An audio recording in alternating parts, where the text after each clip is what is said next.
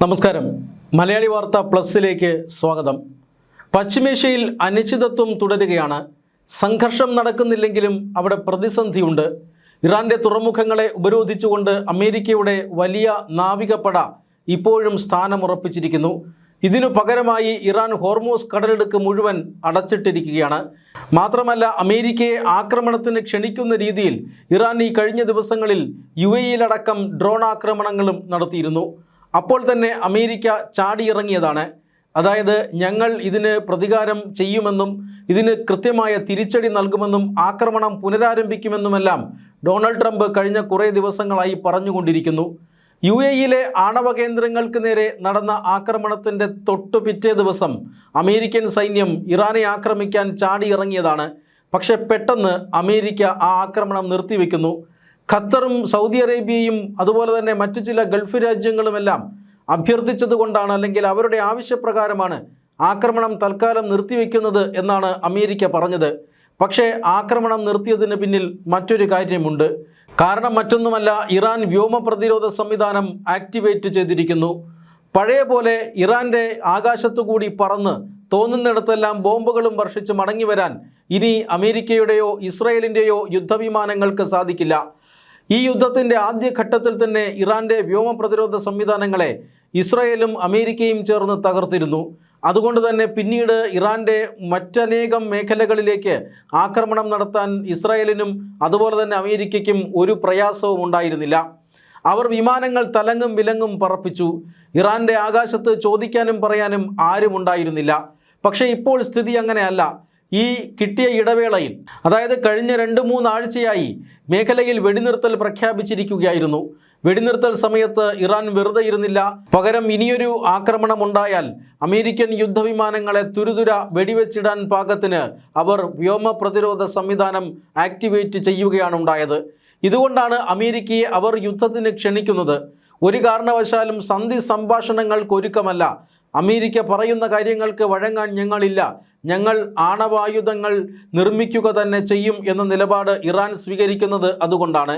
ആക്രമണമെങ്കിൽ ആക്രമണമെന്ന് Iran പറയുന്നതും അതുകൊണ്ടാണ്. പക്ഷേ ചാടിയിറങ്ങിയ അമേരിക്കയ്ക്ക് ഇപ്പോൾ കാര്യങ്ങൾ ബോധ്യപ്പെട്ടിരിക്കുന്നു. ഇറാൻ്റെ വ്യോമ പ്രതിരോധ സംവിധാനങ്ങൾ തകർക്കാതെ എന്തെങ്കിലും ഇപ്പോൾ ചെയ്താൽ അത് വലിയ നഷ്ടമുണ്ടാക്കും. ഇപ്പോൾ തന്നെ അമേരിക്കൻ കോൺഗ്രസിന് ഞെട്ടിക്കുന്ന റിപ്പോർട്ട് കിട്ടിയിട്ടുണ്ട്. കഴിഞ്ഞ 40 ദിവസമാണ് ഇസ്രായേലും അമേരിക്കയും സംയുക്തമായി ഈ ഇറാനിൽ സൈനിക നടപടി നടത്തിയത്, വെടിനിർത്തലിന് തൊട്ട് മുമ്പ് വരെ. ഈ 40 ദിവസങ്ങളിൽ ഇറാൻ വെടിവെച്ചിട്ടത് 42 അമേരിക്കൻ യുദ്ധവിമാനങ്ങളെയാണത്രേ. എന്ന് പറഞ്ഞാൽ ഓരോ ദിവസവും ഓരോ വിമാനം വീതം ഇറാൻ വെടിവെച്ച് താഴെ ഇട്ടുകൊണ്ടിരുന്നു. കനത്ത നാശനഷ്ടമാണ് അമേരിക്കൻ വ്യോമസേനയ്ക്ക് ഇതുണ്ടാക്കിയത് എന്ന കാര്യത്തിൽ തർക്കമൊന്നുമില്ല. ഇറാനെ അമേരിക്കൻ സമയം തച്ചു തകർത്തു എന്ന കാര്യത്തിൽ സംശയമില്ല. പക്ഷേ ആക്രമണത്തിൽ അമേരിക്കയ്ക്കുണ്ടായത് വലിയ നാശനഷ്ടമാണ്. ഈ വിമാനങ്ങളുടെ എണ്ണം സൂചിപ്പിക്കുന്നത് അതാണ്. അതുകൊണ്ട് തന്നെയാണ് വീണ്ടും ഒരിക്കൽ കൂടി ചാടിയിറങ്ങാൻ അമേരിക്ക ഭയക്കുന്നത്.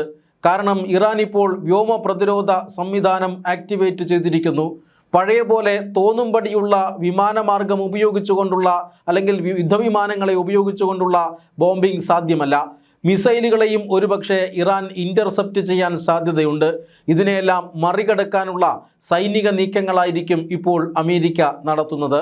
എന്തെല്ലാം ഇറാൻ ഒരുക്കിയെടുത്താലും ആത്യന്തികമായി അതെല്ലാം തകർക്കാൻ അമേരിക്കയ്ക്ക് കഴിയുമെന്നുള്ളതാണ് വസ്തുത. ഒരുപക്ഷെ അത്രയും തന്ത്രപ്രധാനമായ നീക്കങ്ങൾ നടത്താനാകാം അമേരിക്ക ഇപ്പോൾ ഭീഷണികളിൽ മാത്രം ഒതുങ്ങി നിൽക്കുകയും കാര്യങ്ങൾ പിന്നെ പതുക്കെ ചെയ്യാം എന്ന നിലയിലേക്ക് മാറി നിൽക്കുന്നതും. എന്തായാലും ഇത്രയധികം സംഘർഷബാധിതമായിരുന്ന പ്രദേശത്ത് ഇപ്പോൾ സംഘർഷമില്ല. പക്ഷേ പോർവിളികൾ നടക്കുകയാണ്. പശ്ചിമേഷ്യ അശാന്തിയുടെ നിഴലിലാണ് എന്ന കാര്യത്തിൽ തർക്കമില്ല. അതുകൊണ്ട് തന്നെ ഒരു കാര്യം ഉറപ്പിക്കാം, യുദ്ധം ആസന്നമാണ്. വീണ്ടും നമ്മുടെ രാജ്യത്തിൻ്റെ തൊട്ടടുത്ത് നടക്കുന്ന ഈ സംഘർഷം നമ്മളെ വല്ലാത്ത രീതിയിൽ ബാധിക്കുമെന്ന കാര്യത്തിൽ തർക്കമില്ല. നമ്മൾ ഈ യുദ്ധത്തിൽ പങ്കാളിയല്ല. പക്ഷേ എങ്കിലും രാജ്യത്ത് അതീവ ഗുരുതരമായ പ്രശ്നങ്ങൾ ഉണ്ടാക്കാൻ ഈ യുദ്ധത്തിന് സാധിക്കും. അതുകൊണ്ട് തന്നെ അമേരിക്കയെയും ഇറാനെയും നിലയ്ക്ക് നിർത്തേണ്ടത് ഇന്ത്യയുടെ കൂടെ ആവശ്യമാണ്. സമാധാന ശ്രമങ്ങൾ പുരോഗമിക്കുകയാണ്. പാകിസ്ഥാൻ വീണ്ടും സമാധാന മധ്യസ്ഥ ശ്രമവുമായി രംഗത്ത് വന്നിട്ടുണ്ട്. അതായത് പാകിസ്ഥാൻ്റെ ആഭ്യന്തരമന്ത്രി ഇപ്പോൾ ഇറാൻ സന്ദർശിക്കാൻ ഒരുങ്ങുകയാണ്. അടുത്ത ദിവസങ്ങളിൽ അദ്ദേഹം ഇറാൻ സന്ദർശിക്കും. അമേരിക്കയുടെയും ഇറാൻ്റെയും പ്രതിനിധികളെ ചർച്ചയ്ക്കെത്തിക്കാനുള്ള നീക്കങ്ങളാണ് പാകിസ്ഥാൻ നടത്തുന്നത്. അത് വിജയിച്ചാൽ ഒരുപക്ഷെ ശാന്തിയുടെയും സമാധാനത്തിൻ്റെയും ഒരു ചെറിയ പ്രതീക്ഷ നമുക്ക് നേരിൽ കാണാൻ സാധിക്കും.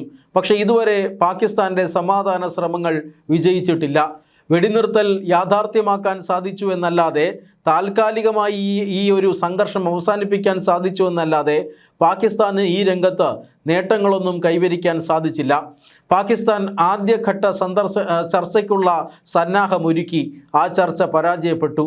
രണ്ടാം ഘട്ട ചർച്ചയ്ക്കുള്ള സന്നാഹം ഒരുക്കിയെങ്കിലും ആരും ചർച്ചയ്ക്ക് വന്നില്ല. ഇപ്പോൾ നേരിട്ടല്ലാതെ പാകിസ്ഥാൻ മാർഗം അമേരിക്കയും അതുപോലെ തന്നെ ഇറാഖും അങ്ങോട്ടും ഇങ്ങോട്ടും സമാധാനത്തിനുള്ള നിർദ്ദേശങ്ങൾ പങ്കുവയ്ക്കുകയും തള്ളിക്കളയുകയും ചെയ്തുകൊണ്ടിരിക്കുന്നു. അതിനിടെ പാകിസ്ഥാൻ ഇറാൻ്റെ യുദ്ധവിമാനങ്ങൾക്ക് അമേരിക്കൻ ആക്രമണങ്ങളിൽ നിന്ന് അഭയം കൊടുത്തു എന്ന വാർത്ത അമേരിക്കയെ വല്ലാതെ ചൊടിപ്പിച്ചിട്ടുണ്ട്. അവർക്കിപ്പോൾ പാകിസ്ഥാന് മേൽ വിശ്വാസ്യത കുറഞ്ഞു വരികയാണ്. ഈ സാഹചര്യത്തിലാണ് വീണ്ടും ഒരിക്കൽ കൂടി മധ്യസ്ഥ ശ്രമം ആരംഭിക്കാൻ പാകിസ്ഥാൻ ഇപ്പോൾ മുന്നോട്ടിറങ്ങിയിരിക്കുന്നത്. സംഘർഷങ്ങൾ പുരോഗമിക്കുമ്പോഴും ഇതുമൂലമുണ്ടാകുന്ന പ്രശ്നങ്ങൾ ഇല്ലാതാക്കാൻ മറ്റു വഴികൾ തേടുകയാണ് ഇന്ത്യ അടക്കമുള്ള രാജ്യങ്ങൾ. പ്രധാനമന്ത്രി നരേന്ദ്രമോദിയുടെ വിദേശ സന്ദർശനത്തിലെ ഒരു അജണ്ടയും രാജ്യത്ത് ഇന്ധനക്ഷമത അല്ലെങ്കിൽ ഇന്ധന സുരക്ഷിതത്വം, ഊർജ്ജ സുരക്ഷിതത്വം ഉറപ്പാക്കുക എന്ന് തന്നെയാണ്.